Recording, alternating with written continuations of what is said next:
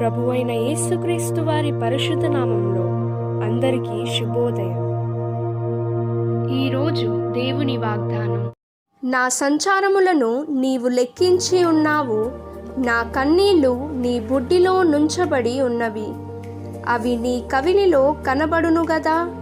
కీర్తనల గ్రంథము 56వ అధ్యాయం 8వ వచనం. Today God's promise. You number my wanderings, put my tears into your bottle. Are they not in your book? Psalms chapter 56 verse 8. आज परमेश्वर का वादा. तू मेरे मारे मारे फिरने का हिसाब रखता है, तू मेरे आंसुओं को अपनी कुप्पी में रख ले.